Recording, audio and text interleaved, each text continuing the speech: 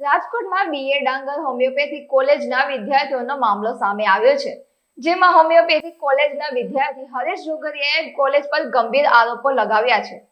જેમાં જોગરીજીએ જણાવ્યું કે કોલેજમાં વિદ્યાર્થીઓને પાસ કરાવવા માટે પૈસા લેવામાં આવે છે.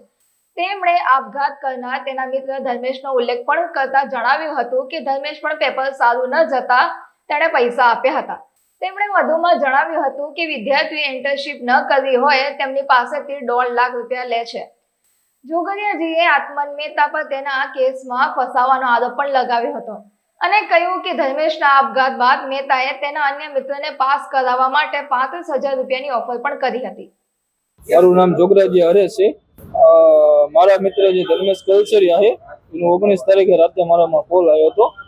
એને કે મારે આવી રીતના એક્ઝામ ચાલુ થવાની છે, તો તું કોલેજમાં આવી રીતના મારા તરફથી રજૂઆત કર કે તારે આત્મનભાઈ ભેગું તું બેઠો હોય છું ત્યારે હોય ત્યારે તો તારું માન રાખે તો તું રજૂઆત કર આવી રીતના મારા તરફથી કે મને ચોરી કરવા દે, જે પૈસા માગી એ આપણે એમને આપી દઈશું. એટલે એને મને એવી રીતના કીધું હતું અને એને મને 19 ને 20 તારીખ લગીનમાં મને 20 તારીખે રજૂઆત કરવાનું કીધું. એટલે એને મને 19-20 તારીખમાં મને એને 7,000 રૂપિયા પણ નાખેલા છે, 6-7,000 રૂપિયા જેવા. અને પછી મેં કોલેજે એના તરફથી એવી રજૂઆત કરી હતી આત્મન મહેતાને પોતે. એટલે એને મને એવી રીતના વાત કરી કે ભાઈ હમણાં મારે એક છોકરીનો બનાવ બની ગયો હતો, એમાં આવું મારે ઉઠતું આવ્યું. હવે મારે અત્યારે ઉઠતું લેવું નથી. એટલે કરાવવા માંગતા પણ એમને ઉઠતું લેવું નતું અત્યારે.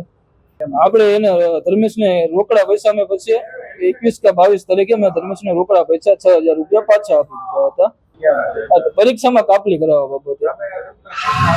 અને એ ધર્મેશના કહેવાથી હું રજૂઆત કરવા ગયો તો ત્યાં કને મારે કે એવું કોલેજ વાળાને કે એવું કઈ છે નહીં કે હું કઈ કોલેજમાં મારું કઈ એવું કઈ ઇન્વોલ્વમેન્ટ નથી કોલેજમાં કે હું જઈને એને કાપલી કરાવી શકું. એ મારો ફ્રેન્ડ હતો, 2 વર્ષ અમે સાથે રહેતા, અમે હોસ્પિટલમાં જોબ કરી હતી. તો ફ્રેન્ડ તરીકે એને મારામાં એવો કોલ આવ્યો હતો ને એના માટે મેં કોલેજ વાળાને રજૂઆત કરવા. મારી માંગ એ છે કે કોલેજ વાળા મારી ઉપર આક્ષેપ લગાવે છે તો આ તો ન થવાનું થાય અને કદાચ આ તો ધર્મેશે આપઘાત કરવા તો વધારે પડવું થાય તો મારે પણ એ જ પગલા ભરવાના રહે. તો હું એમ કહું કોલેજ વાળાએ આક્ષેપ લગાવ્યો તો કોલેજ વાળાએ જે આક્ષેપ લગાવ્યો ને એમની પાસે જે રેકોર્ડિંગ છે ને એ રેકોર્ડિંગમાં એમની પાસે ટોટલી વસ્તુ હતી કે ભાઈ એમને મને 35,000 માટે આવો કોલ કરાવરો. એ રેકોર્ડિંગમાં એ વાત થયેલી છે કે ભાઈ ધર્મેશને 6,000 રૂપિયા કેસમાં રિટર્ન આપ્યા, એ વાત થયેલી છે. તો એમના ઇન્ટરવ્યુમાં એ વસ્તુનો કઈ ઉલ્લેખ જ નથી આપ્યો. આ તદ્દન મારી ઉપર એક પ્રકારનો એમને સ્કેમ જ કર્યો છે. મેં ધર્મેશના પરિવારને મેં કોલ કર્યો હતો. ધર્મેશના પરિવારનો નંબર નતો, મારા ફ્રેન્ડ હતો એને કોલ કર્યો હતો. પછી એને એની અંતિમ યાત્રા હતી તો એ વખતે પછી મારે વાત ન થઈ શકી અને પછી મેં 1-2 કોલ કર્યા હતા. પછી ત્યાંથી જ મને આ દિવ્ય ભાસ્કર વાળાના ન્યૂઝના સમાચાર એ બધા જે ધર્મેશના ઘરવાળા હતા ત્યાંથી જ મને આ બધો સપોર્ટ મળેલો છે. મારી માંગ એ જ છે કે એને પણ ન્યાય આપો ને આવા ધર્મેશે કર્યો આવો તો હાલમાં કેટલા વિદ્યાર્થીઓ એવા છે જે મારી કોલેજમાં છે જેને માનસિક ટોર્ચર કોલેજ વાળા આપી રહ્યા છે.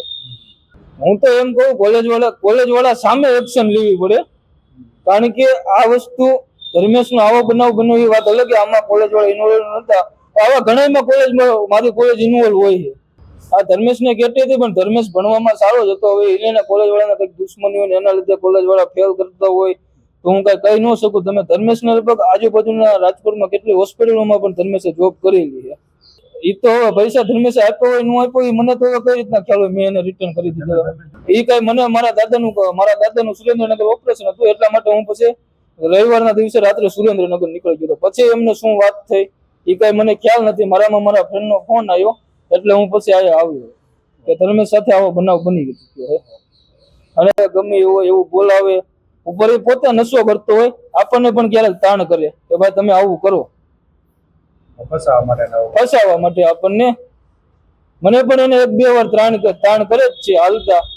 અને મારામાં અને આપણને નીચે બેઠો એટલે આપણને એમ કે ભાઈ આવતો ત્રીજા મળે. આપણે હવે જણાને ઇન્ટર્નશિપ કરવા જઈએ છીએ કે એમને નોકરી કરવી એ જ ન કરતો વળી ખબર પડે. એ આપણને કે ભાઈ બહારથી મારું રેડબુલ લઈએ છે, સિગરેટનો પેકેટ લઈએ છે, આપણે દોડતા લઈ આવી દેવાનો. પ્રિન્સિપલ સાહેબ નહીં, એ પહેલા તો અમને ઓર્ડર જ ન આપ્યો કે કેમ્પસ ડાયરેક્ટર અમને એમઓ અમારી ઉપર એસએમઓ એ બધા એ અમને ઓર્ડર આપે તો યોગ્ય લાગે. આ તો ડાયરેક્ટ અમને કેમ્પસ ડાયરેક્ટર આવીને કે ભાઈ તું મને રેડબુલ લઈ આવી દેતો, ભાઈ તું મને સિગરેટનું પેકેટ લઈ આવી દેતો. આવી રીતના પણ અમને ઘણી રીતે ટોર્ચર કર્યા કેમ્પસ ડાયરેક્ટર.